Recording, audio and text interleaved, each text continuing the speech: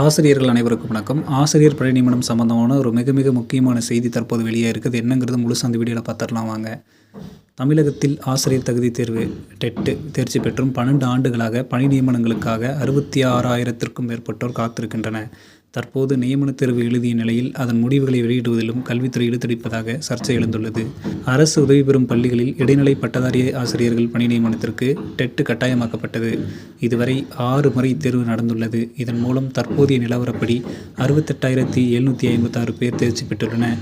இந்நிலையில் தொடக்க பள்ளிகளில் காலியாக உள்ள 2,768 இடைநிலை ஆசிரியர் பணியிடங்களுக்கு 2024 ஜூலையில் நியமன தேர்வு நடத்தப்பட்டது. இதில் 25,391 பேர் எழுதினர்.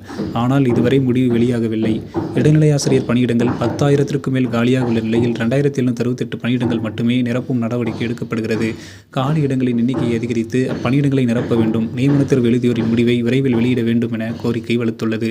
இதுகுறித்து தமிழ்நாடு இடைநிலை ஆசிரியர் நியமன தேர்வர்கள் அமைப்பு நிர்வாகிகள் கூறியதாவது: தொடக்க கல்வித்துறையில் 31,214 அரசு தொடக்க நடுநிலைப் பள்ளிகள் உள்ளன.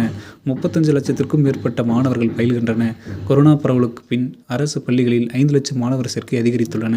இதில் 1 முதல் 5ஆம் வகுப்பு வரை மட்டும் 2.8 லட்சம் பேர் கூடுதலாக சேர்க்கை பெற்றுள்ளனர். ஆனால் 2013 இருந்து தற்போது வரை ஒரு இடைநிலை ஆசிரியர் பணியிடம் கூட நிரப்பப்படவில்லை.